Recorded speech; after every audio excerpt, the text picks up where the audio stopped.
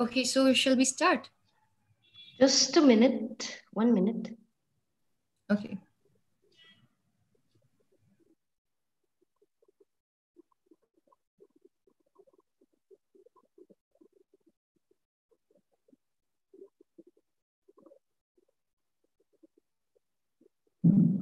Okay, we can start. Okay.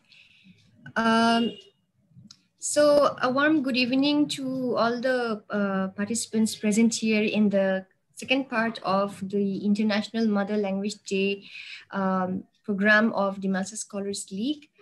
It is a continuation of yesterday's program. Today, our speaker is Mr. Musil Sial Sangthiel Kaling. Before he begins his talk on Uipo language and its struggle, I'd like to give a brief introduction of our speaker. Mr. Kaling, or more popularly, he is known as Uncle Mosiel, has been conferred the title of grandfather of the Uipo language by the Uipo community. Lesser known to the people of the state of Manipur, Mosil Sel Sangtiel Kaling has been awarded the prestigious Excellence in Community Linguistics Award of the Linguistic Society of America 2020 in recognition of his continuous efforts to develop, promote, and maintain the Uipo language. He is the first person in India to back this award. Musil Sil Sangtiel Kaling is a community linguist of the Uipo tribe and has been passionate about the development and preservation of his native language since his early youth. So far, he has worked with many professional linguists in and outside the state. Already in 1976, age 17, he organized a youth forum with the purpose of establishing Uipo language written in written culture and literature in the name of Maring Naga Youth Forum, Uipo Local, which eventually developed into the modern Uipo Students Union. As mentioned above, Uipo tribe and language were still classified as a variety of Maring in those days, and any work on Uipo was very difficult. The first outcome of this enterprise was the publication of religious text in Uipo language, in particular composition, translation, and printing of hymns published in 1979. He became the Secretary General of the Uipo Literature Society in 1986 and set the goal to create a uniform Uipo writing system for the language. Uncle Mosel has also participated in numerous workshops and even international conferences like NAILS and Sino-Tibetan Conference earlier in recent years before the lockdown. And he has also been consultant and teaching assistant and has been presenting papers in these international events. For many years, Uncle Musel was the primary consultant for Dr. Bijen Kumar Singh's PhD thesis on Uipo. And that is in during 2017 to 18. In 2016 and 2017, Uncle Musel also consulted separately Professor Scott Delancey and Dr. Linda Connard for additional project and data collection for Uipo grammar and vocabulary. In 2019, he was the consultant of Dr. Connard's student Lilia Seibo from Hebrew University of Jerusalem, Israel, working on phonology and the lexicon. And in 2019, Uncle Musil also started an ongoing collaboration with Callan Parker from La Trobe University, Australia, and Suzy Kantsua from JNU Delhi. He has participated as an assistant instructor in the second workshop training resources for indigenous community, linguist in Northeast India, organized in 2019 by Mark Post and Yankee Modi, both from Sydney University. In conversation with Uncle Musiel, many interviews have occurred since then. And Uncle Musiel has also been awarded some of the projects. One of these is he was a grantee of the Firebird Foundation.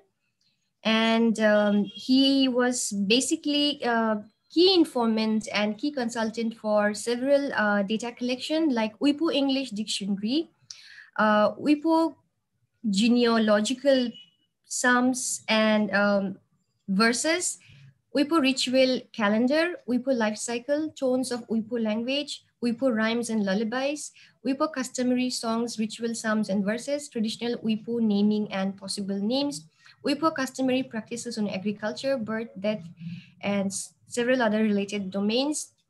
So with no further delay, I'd like to request our honorable speaker, Uncle Mosel Sial Sangtel Kaling, to kindly deliver his talk. Thank you.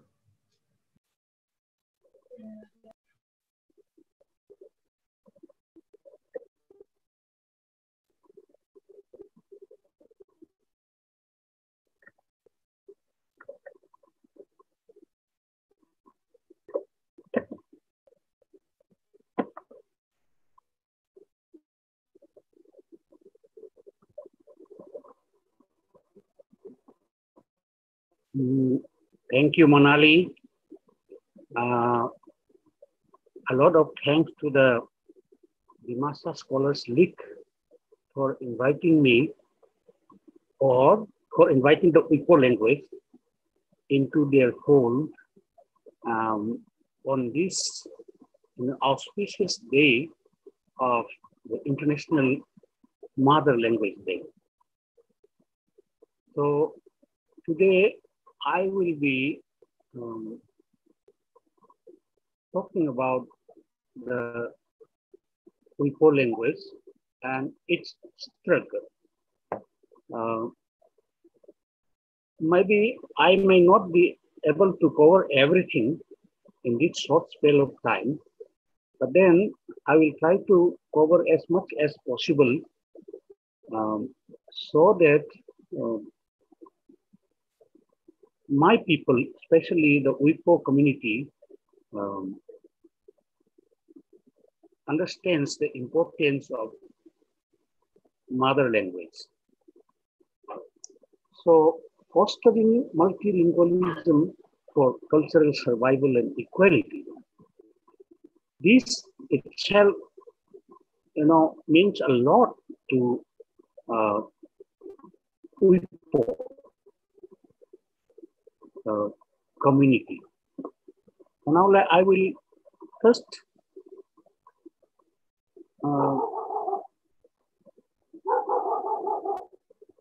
send my highest respect and profound homage to the mother language martyrs of the erstwhile East Pakistan, now Bangladesh, who gave their lives on this day of 1952 for their mother. And because of their supreme sacrifice, the world is observing today the International Mother Language Day. They are Abdul Salam, Abul Barkat, Rafiquddin Ahmed,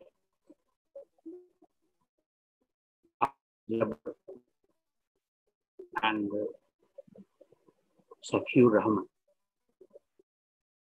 So my profound homage to them, and I propose to pay profound homage to all the attendees today. Now about the Uipo language. Uipo is an autonym or antonym, whatever it is, and Huibu is exonym. About 2,000 speakers living in close association with marine people in Tenggol district of Manipur. A good number of Uipo people are also believed to be living in the state of Kachin, Sagaing, and Chin along the Chinmin River of Myanmar, but we have no contact with them so far. I hope one day we will be listening to each other. Now in Manipur, Meitei is a dominant language of Manipur. All Meitei people speak Meitei language. Endangerment has not been assessed, but seems to be definitely endangered. Without Laukarev, the New Testament Bible, hymnals such as Hokpila, Lakir, and Pionet, Upo primary book, are some of the written works. See, without Laukarev, the New Testament and the Hokpila and the Lakir, why I mention these are the only means of keeping the language alive, because of the religion Christianity. Every Sunday, the people sing songs, hymns in the church and read the Bible in the church. Yes, this has been my normal thing. Uipo language is,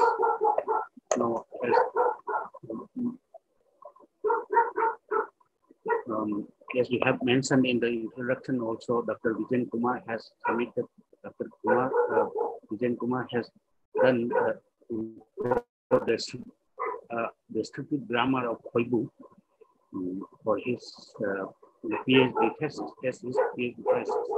Mr. Singh is now working as an assistant professor in the Center of Naga Tribal Language Studies of the Nagaland University, Kohima Camp. And Ms. Tesangran Tontang is the only linguistic scholar. She is in the IFLU Shillong campus, and after doing her master's degree in JNU Delhi. And Mr. Hopkinson Chelnai and Rongro of Khonsing village is another growing community linguist. And fortunately, he is the present convener of the Literature Society.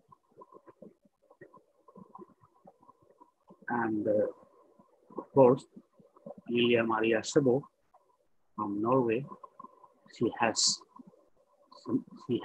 done her master in arts by submitting description of phonology to the Hebrew University of Jerusalem. She is now doing her DPhil in linguistics, phonology, and phonetics at the Oxford University. And Dr. Galen Parker Van Dam, faculty of the University of Zurich, Switzerland, has also been studying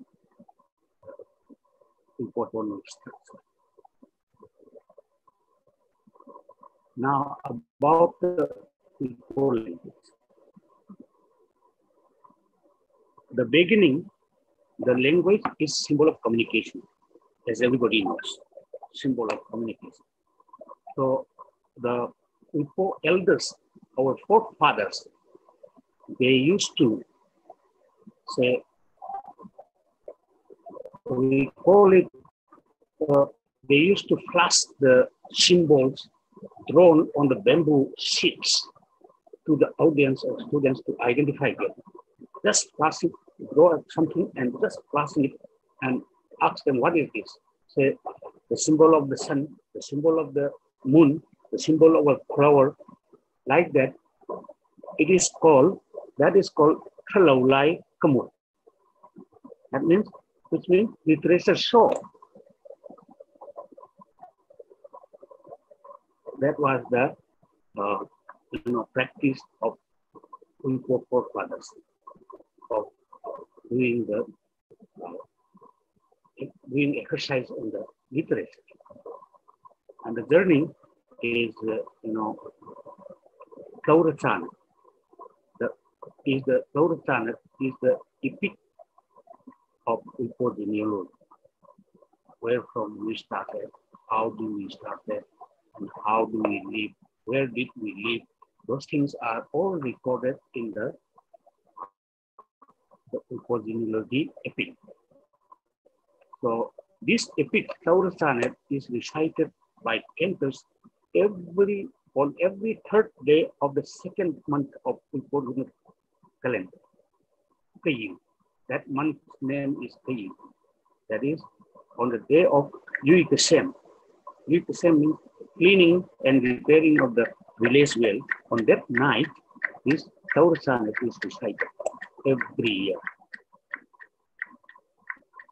And also there are several customary ritual songs and prayers, bedtime stories, folk songs, folk tales, fairy tales, etc., to acquire the right words of Uyghur language.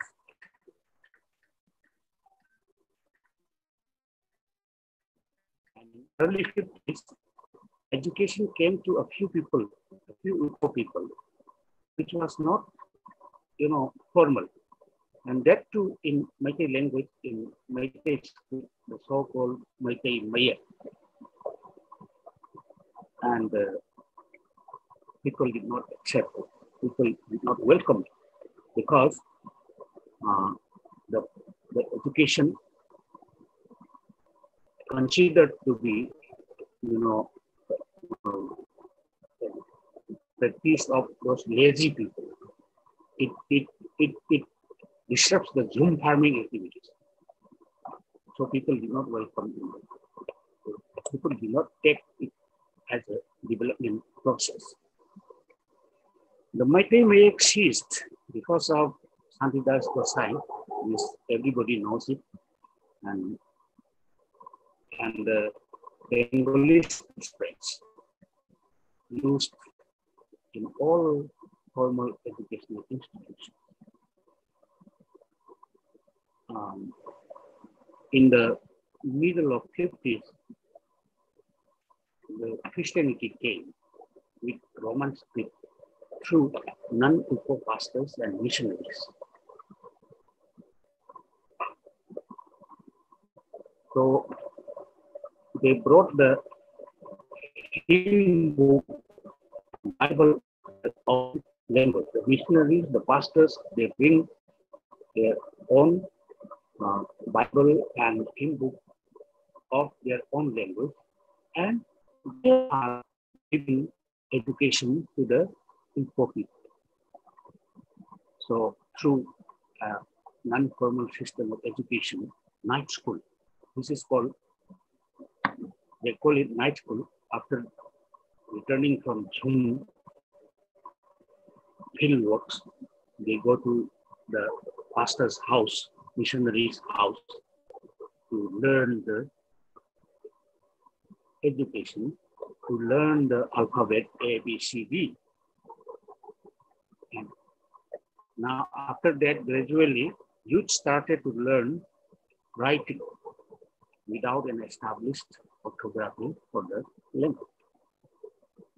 So you can imagine how it could be. So pamphlets, letters, or resolutions are all written in Manipuri language in Bengali script, not in Uyghur language at that time. However, the love letter started in night school Roman script orthography, maybe since early 60s, I'm not that sure, among the youths, among the boys and girls. So thanks to that night school of Uyghur pastors, non-Uyghur pastors and missionaries.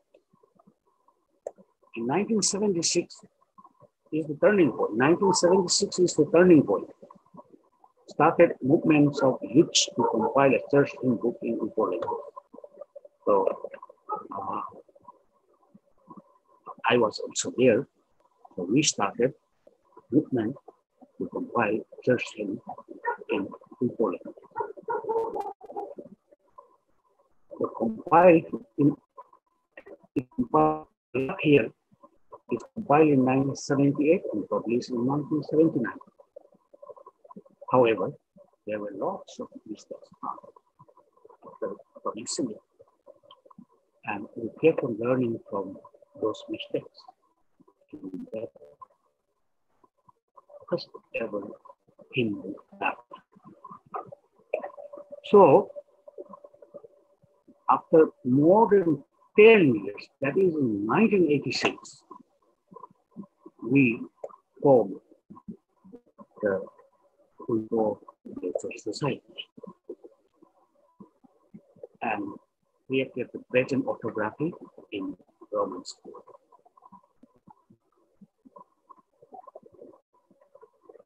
This new orthography could not be adopted in translating the New Testament of the Holy Bible without the Greek, which was already under progress then, published in 1988.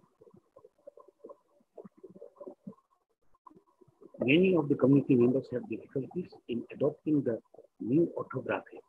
The reasons may be deeply habituated with the old night school spelling, or unable to spare a few minutes to study it and exercise it. And the language not included in the primary school level. Those may be the reasons. However, the Koibu Baptist Emmanuel Fellowship, New Delhi, managed to publish copy law in 1998, adopting the new orthography created by the UTI, the Literary Society. This was also another breakthrough. Beginning from early 90s, the Uipo Naurek Nauko Inland, the Youth Union, started planning the second edition of LAC. So the breakthrough is, Dr. Chomchan Domini found me in the early part of 2010.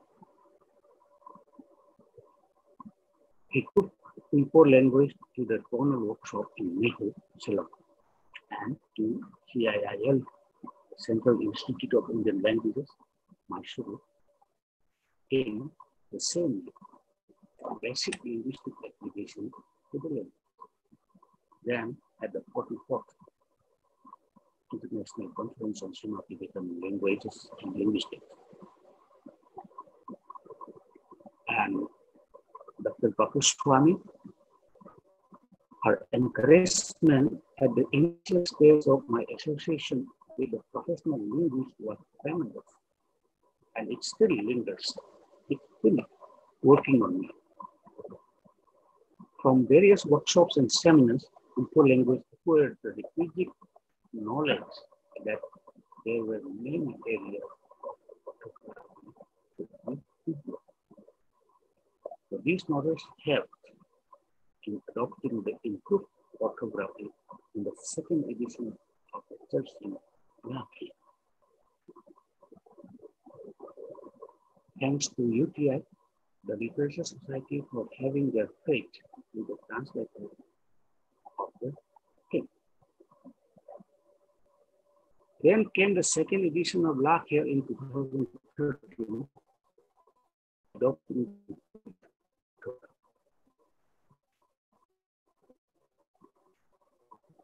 the Uipo Naga Baptist England, UNBI, is actively involved in translating the whole Holy Bible, and I hope and believe that they will go in with UTI, the Literature Society, in adopting the improved orthography. Then in 2014, came Dr. Linda Bonner, the Uipo language. I don't know where she got the information about me, but she came to me. She was talking about, she was exploring the Uipo language with the community. Yes, she is still talking about Uipo language. Then came Dr. Pavel Ozero. He introduced me to the Firework Foundation, and he closely monitored what I'm doing and always encouraged.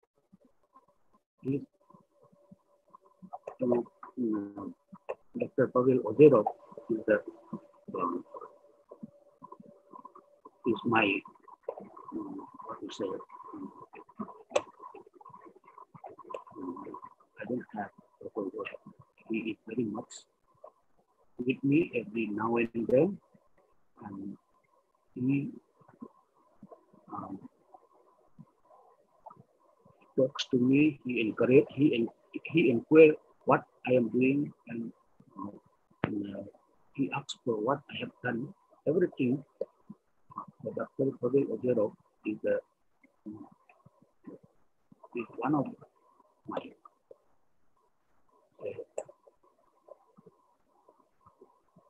founding advisor. And then came Professor Scott Delancey right by my working table. I grabbed him, and he does not leave me. He doesn't leave me alone. After that, the list is unending. All the famous professional linguistics professors are keeping their eyes on me. You all know that the whole language has even forayed into the lens of the linguistic society. However, there are problems.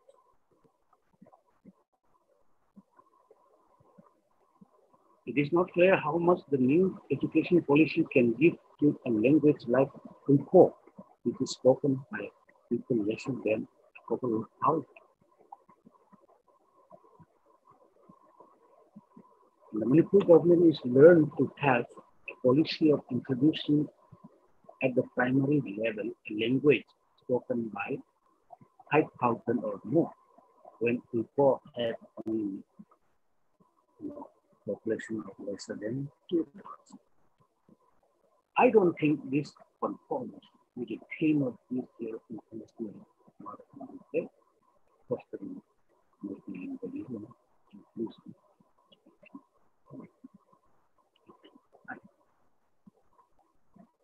and abandoning the customary and ritual practices due to the doctrine of the new religion is also a big obstacle in our effort to provide the language through language.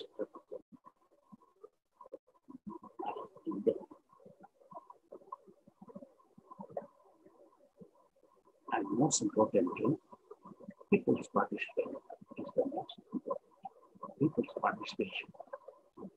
Parents talking with their own languages to their family members. Nowadays, they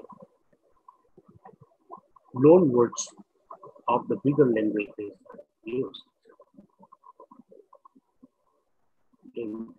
by the smaller language speakers.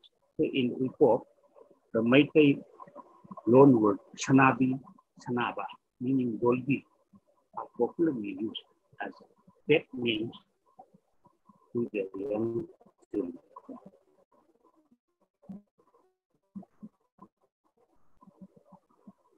So another important thing is that community leaders have to be very mindful of adopting the correct structure of the language in writing. Adopting the correct orthography set by the Linguistic Society while writing letters, resolutions, notices, etc. And the Linguistic Society may organize language and spelling orientation programs at various levels, children, community leaders, church leaders, society leaders, etc. These are important things that I see for preserving, revitalizing the mother language. Now I will talk something about the orthography, the new orthography, the improved new orthography. There is no big change from the so-called night school spell. There's not a big change, but still, people have to give some few minutes over it only. The main changes it brought are for all tones. The swa are for all tones. For example, Kachan to run, Kachan to hun.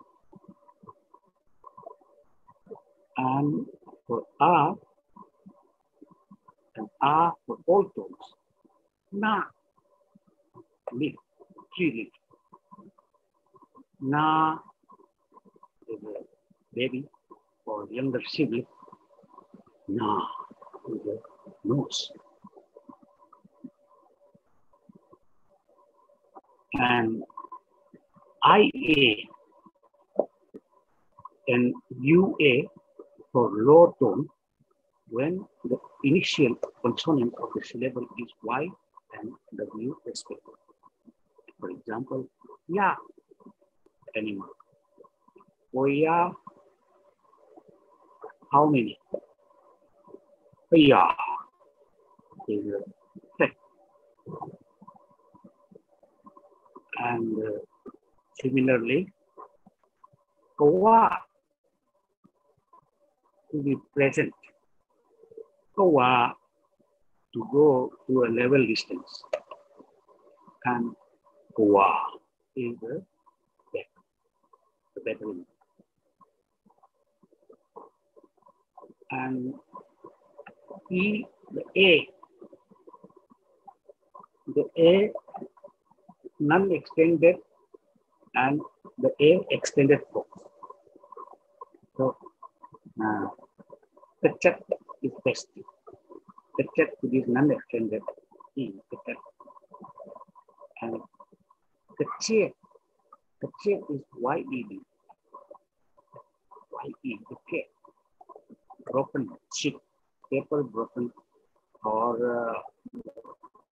shirt broken, cloth broken. Kalye is ghost. Kalye is the ghost. And Kalye is wrong. Kalye, wrong. Lane means as group. I am talking about the changes in the orthogram. UO for low tone, CDO, and O for other tones other than low tones of CDO, and for all tones of CDC. For example, Karong, skeleton, or dirty look or dirty appearance. And vocal law is matching. Vocal law is law. I'm talking about O. And glow is rich. Glow means rich. And Kayom is also low tone to join extra level.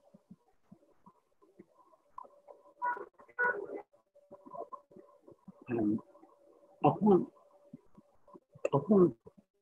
means the second half journey of the lunar moon.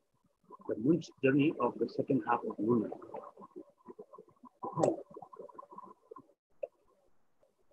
Kohong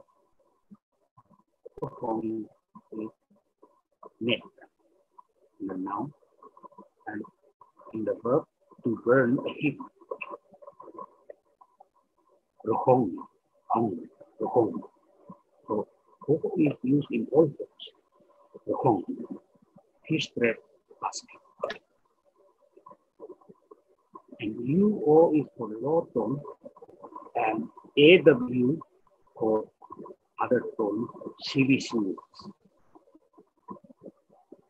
Now, kabong, pulse, pulse. Kabong, kabong, kabong, banging. And bong, lower tone, bong, UO, chip. And the other feature, the new features that introduced by the Literature Society is that GBD, they are used at the end of the CVC syllables in the places of K, P, and T respectively. Because they think that Uyghur language doesn't have the coda, the KPT, the exact sound of KPT. So the softer GBB has been introduced. Correct? Wrong. Instead, correct. But love, slow in speed. But that broken string broken. And also,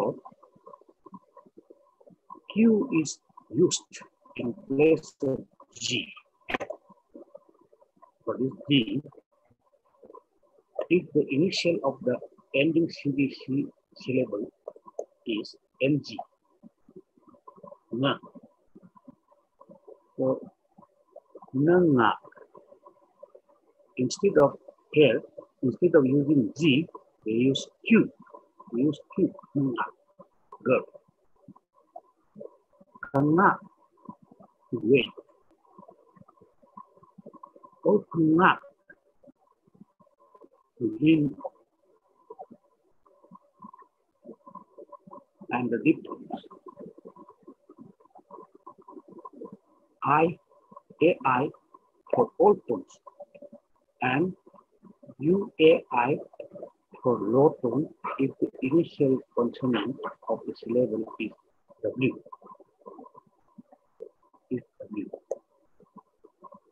So for example,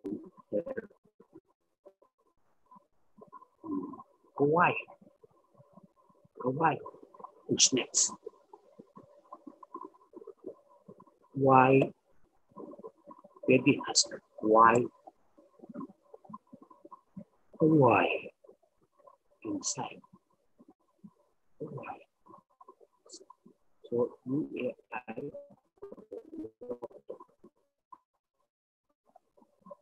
AI for all other things. And ow, AO, ow, the diphthong ow for all tones. And IAO for low tone if the initial consonant of the syllable is Y.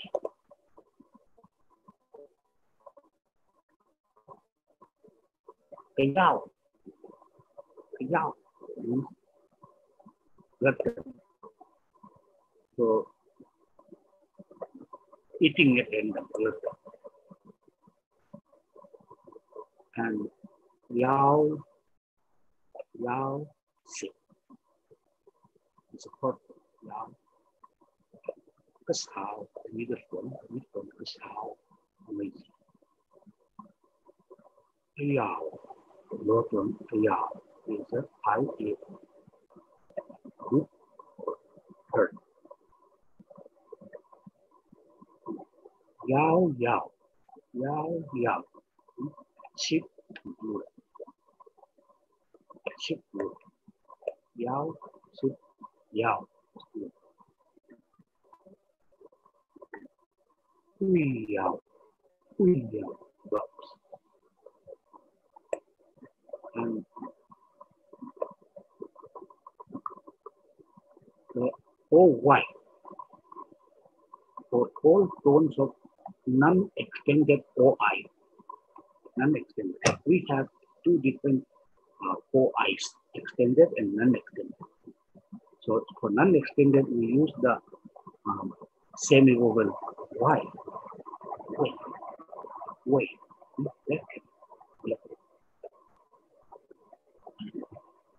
Way. Way. Way. Beyond. Tree. The tree. Urinate. It's colloquial. The tree is normally it is spoken to the small children to urinate. Tree. And UOI for extended OI in low tone syllable. And OI, simply OI for other tones. Kroi, spoon. High tone. Kroi, spoon. And ahoy, grats. This is about extended form OI. Grats. And roi, lower tone, roi, water. Here we use UOI. The joy is also another example of low tone UOI. Pen life, the joy, pen life. The oi is the part. Oi itself is the noun part. So there is no change in other people like EI, EO, OU, and UI. They are all using all forms. So, fostering multilingualism for cultural survival and equality, it is a great call for the people who participate in the exercise. Such effort for government and authorities will become useless if the community does not participate.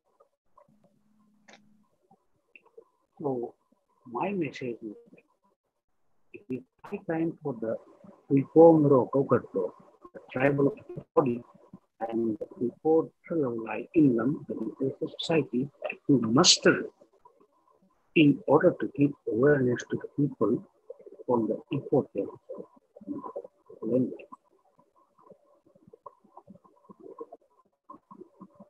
Here ends my presentation. Say, and my conclusion normally, this is my normal conclusion since I don't take any referential things from books and research books. So this my question was based on my consultation with my community government, even if it is not based on linguistic. I have the belief that people language being. And then such my small presentation will someday become a small window to the professional scholars and the language will accept. I would prefer to take the names of 3 persons from the community, although community campus, elders, youths, women, every community member is invited.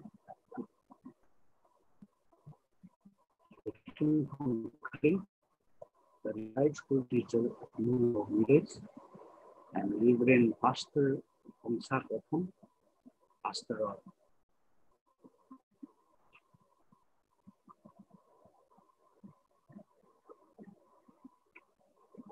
Profession Fellowship in Hull, and last but not least, Tontan Community Center of the village. These people have supported me. Not only these 3 people, every community member. Yes. this work. So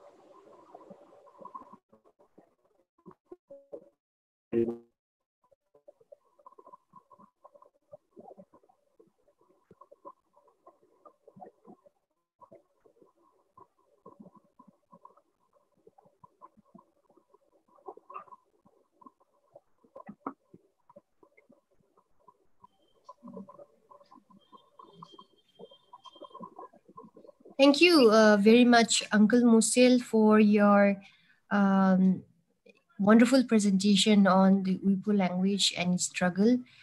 It's a long history, actually, as in how far Uyghur has come from where it was.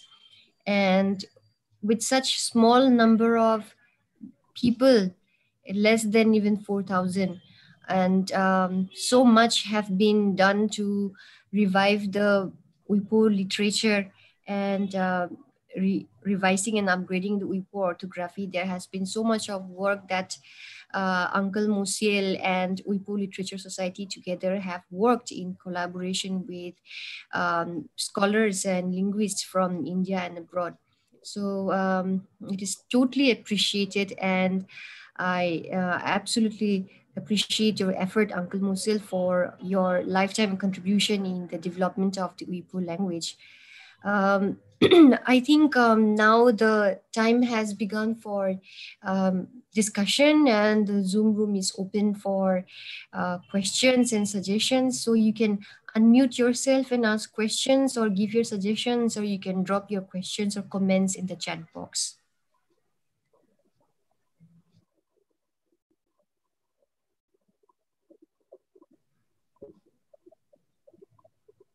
I think there is a suggestion, there is a compliment and question from Dr. Pamidi Hagjer. She's from Tezpur University, Department of Sociology. So she says, thank you, Mr. Musil Khaling, for your wonderful talk. My query is more on the nature of social transformation. Could you enlighten us a bit more on the movement in the community from an ethnic, that is Uyghur indigenous religious systems, to a world religion, that is Christianity, where there is transformation of the worldview of the people, as in perhaps through the incorporation of notions of creation, salvation, etc., into the indigenous knowledge, and how it has brought cultural or linguistic changes?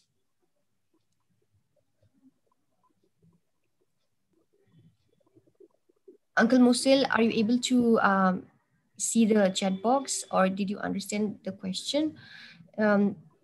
Dr. Pamidi, she is actually trying to ask you as in if there has been any cultural and linguistic change after conversion to Christianity. yes, perhaps I understand that I have somewhere pointed out that thing in my presentation also. See, the new religion, I said only new religion, but I was talking about the Christianity, of course. For example, the Christianity, the church, the doctrine, and the ritual practices, the cultural practices have many points, many conflicting points. For example, last year, in the last 3-4 years back, when my son gets married, I proposed my invitees to wear customary dress and turban. So the church authority objected to wear a turban because because of the context in the Bible that the Corinthians, to the Corinthians, Paul, the missionary Paul, told the Corinthians to open men to open their head and women to cover their heads, and men not to cover their heads. So that was a contextual point of Corinthian behavior of women, the women who are excessively behaving against over the man. So that thing has been, imposed to the modern church that men should not wear turban in the church. And I was arguing that why the Sikh people, the Punjabi people wear turban in the church. The Christian Punjabi are wearing turban in the church. And they were saying, the church authority in my locality says that Punjabi is Punjabi, we are people. So that way, the orthodox system so exists. Such things are also not only this, but the cultural and ritual things that in every activity of the life activity of life, we have every activity, cultural activity, ritual activities. Before going to the field, Zoom, before going to the mountain for, say, clearing the jungle, they used to pray, say, sacrificing chickens or pork, chickens or pig on the altar, village altar. So these things, they have stopped now. So only sitting in the house, by sitting in the house and praying to God that we are going for clearing the jungle, is kindly protect us.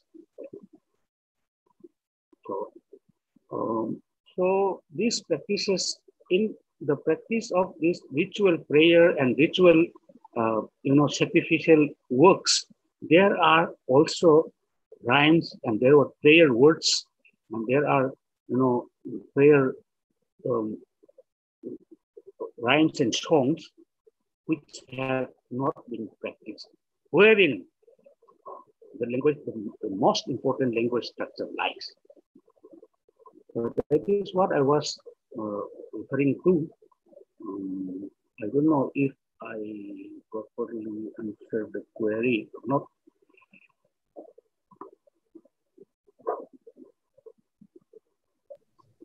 Thank you, Uncle Musil, for giving a clear idea of how, with the new religion, how Uipo people are coping with their culture and how much of the culture is threatened or not threatened. You have clarified that, hopefully. There are compliments in the chat box from Vivo 1801. As in, thank you so much, sir, for your enlightening talk. Then Dr. Pamidi replies, thank you so much. Your examples clearly point at the critical link between religious practices and language as a repository of knowledge systems. So are there any more questions? You can also unmute yourself and you can ask questions or give suggestions.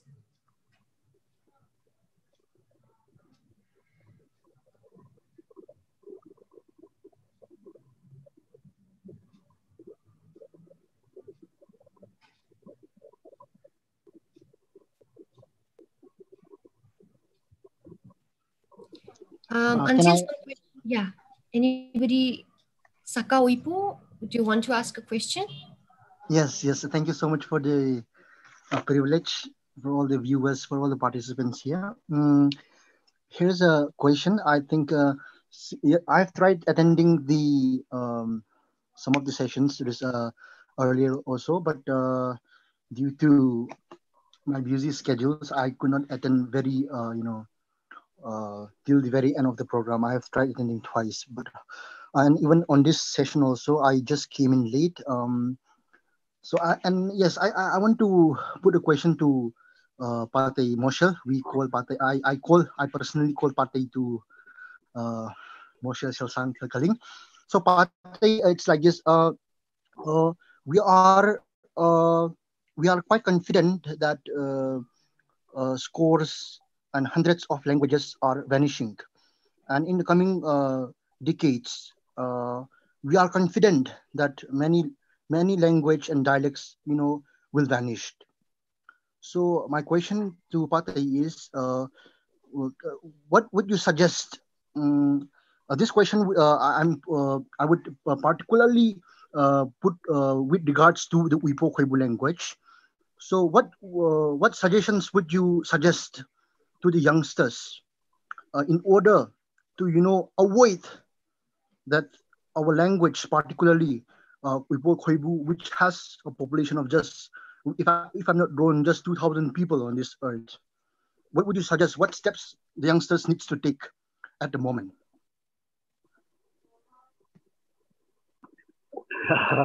Thank you, Mr. Saka. That's a very valid question. That's a very, valid urge of your mind that I have already mentioned in my presentation also, that participation, people's participation, your participation to the uh, language development. So your non-stopping queries of how to develop, how to preserve, how to speak correctly, this urge, as long as this urge is, disturbing you, then the answer lies there itself. So what I mean is that you have to participate in the, workshop, in the you know, orientation programs set by the UPK. The UPK means the apex body and the literature society. They I am expecting them to organize such orientation program. And I also sometimes, I might personally also sometimes organize such orientation programs.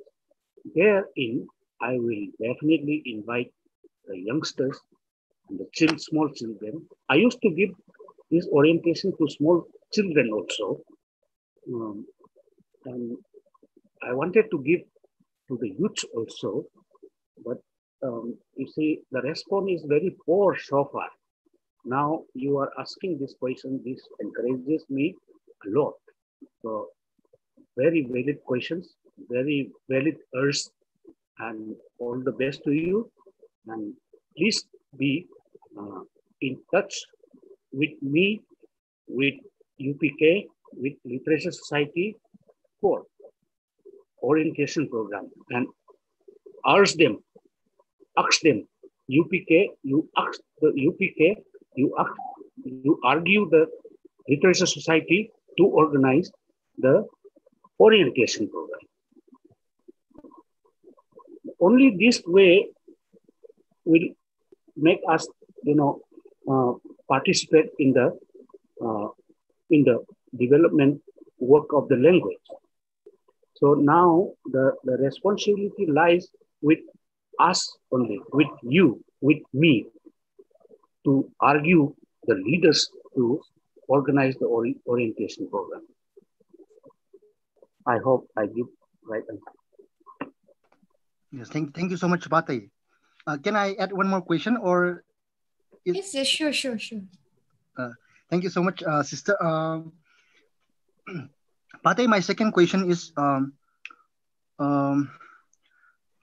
how far do you think audio recordings and visual recordings can can help our language grow better, or can help our language be preserved, be protected in the coming years and decades? Yes, that is also one very important point. Audio recording, video recording, everything. So that is nowadays the social media is there, and I have been trying to post, and uh, many are also posting the audio and video recordings in the YouTube, in the social media. So those are also very helpful. And uh, now there are so many ways to preserve the audio and video recording so that the people may have access to it. But then again, I will come back to the participation of the people. Even if I have posted in the YouTube or in the in the social media, so if the people doesn't come into it and watch it, if they don't listen to it, it becomes useless. So participation is the most important.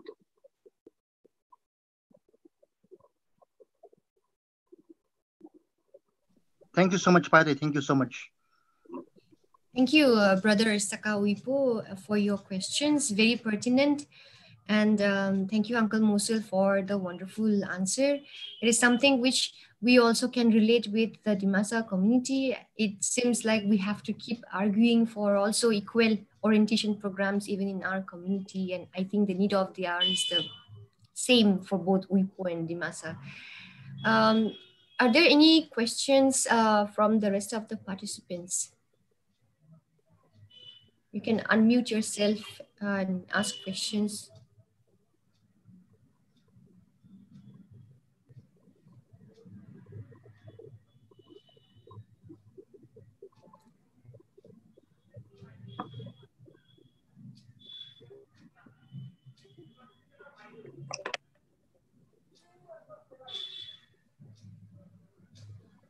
If there are no questions, then I have just one small query, Uncle, regarding the new orthography. How acceptable it is, and if it is used in practice, or has it only been implemented?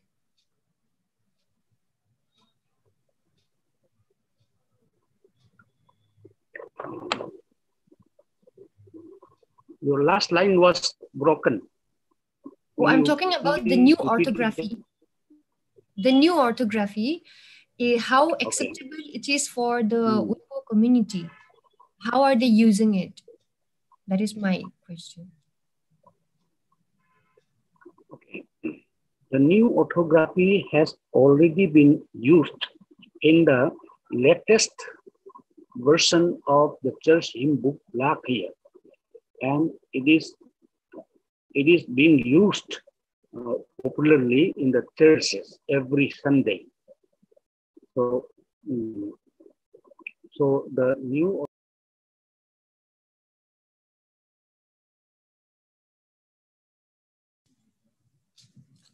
I think Uncle Musil got disconnected. Yes, he's there. I'm back. Hello. Yes. We can hear you. Am I audible? Yes. So it is being read and it is being sung. But see, in the writing exercises, the community leaders or the community members, they are still habituated with the so-called old night school spelling pattern, but still many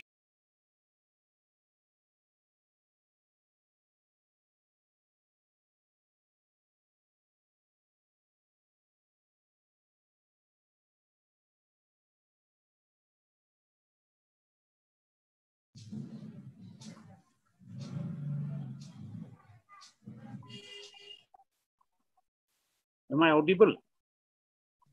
Yes, you're audible. Yes, sir. Yes, yes. So, um, so many of the community members and the community leaders, you know, uh, as I have said, due to lack of, uh, say, um, due to because of their inability, maybe because of their inability to give a few minutes to concentrate on the new the orthography, they used to write the old system. But I hope and I observe that many are um, changing to the new orthography. I have observed many people have, switching over to the new orthography. So it is a good trend is going on. I would say that the trend is good.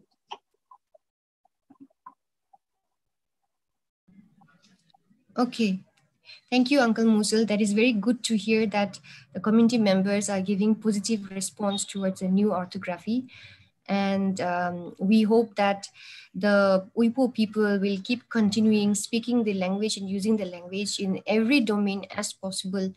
And population is not population is not the main thing. The main thing is people's participation, community participation, which you have rightly pointed out. And it is only with how well how you cooperate, how you participate, it will the status of the language and the culture, its survival will be the deciding factor at that point of time.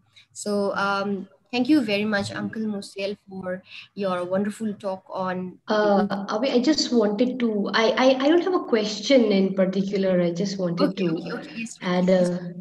yeah, it's not a question actually. I just wanted to appreciate our speaker today. It was a really wonderful presentation, and I'm really grateful to you, Uncle Mosel, for coming, joining us today. I mean, like I said yesterday, I had before this, never really although I have a lot of friends from Manipur. I have, I did not really, I never knew of the Uipo language and the Uipo speakers earlier, and I got to learn this.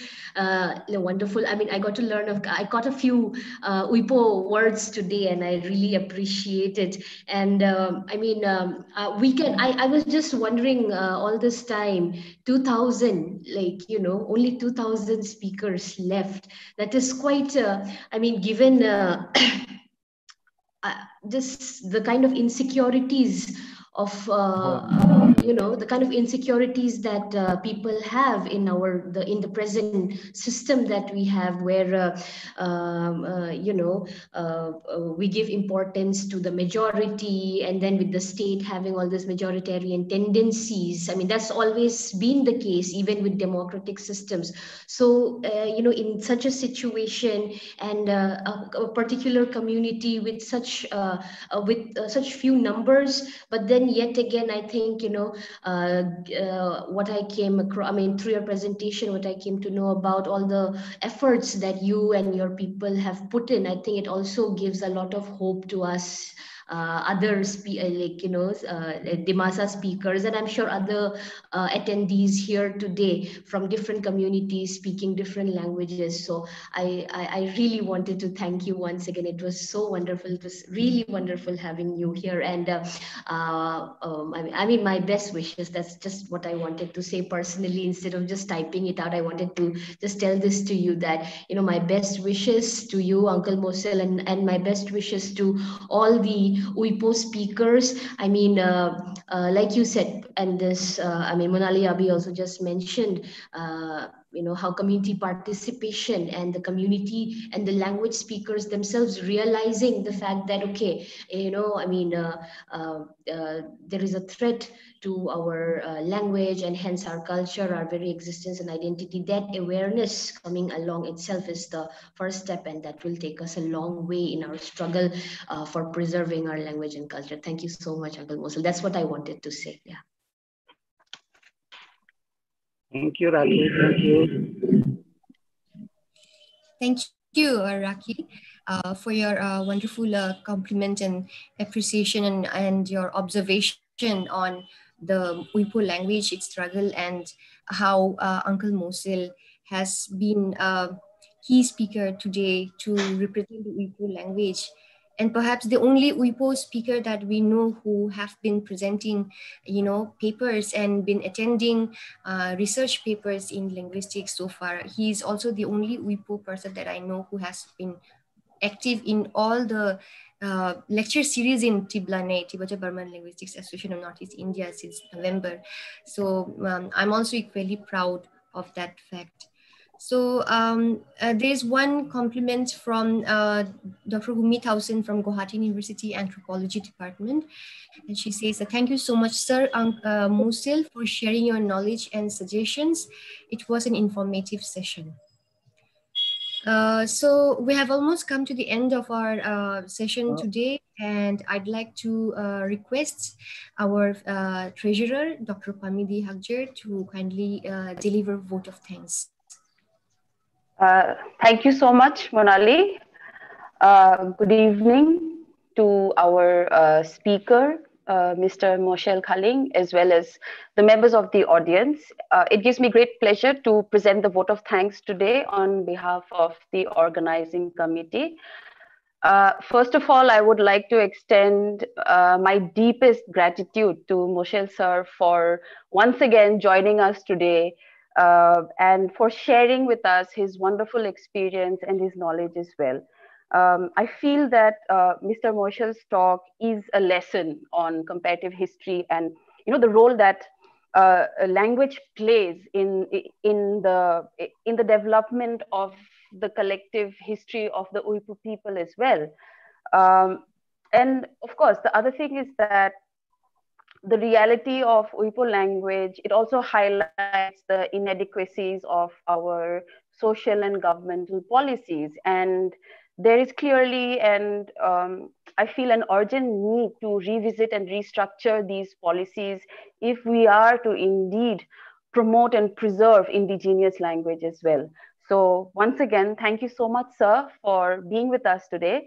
And of course, finally, I would like to thank the members of the audience for your participation. This talk would not have been complete without your queries and your suggestions and your comments. So finally, once again, I thank everyone. I wish you all a very good evening. Jutai. Oh, by the way, what does it mean by Jutai? Sir, Jutai is a greeting in our Dimasa language.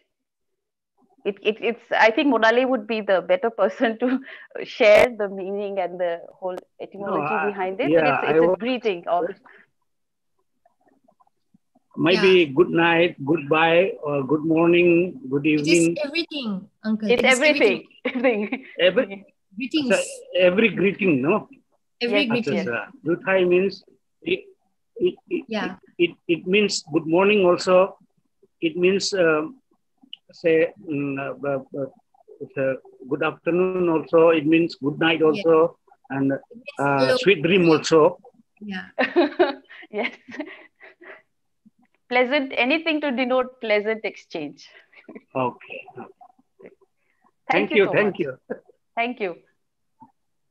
Thank you to all. Thank you, everyone. Good night. Thank you. Good night. Oh, good night.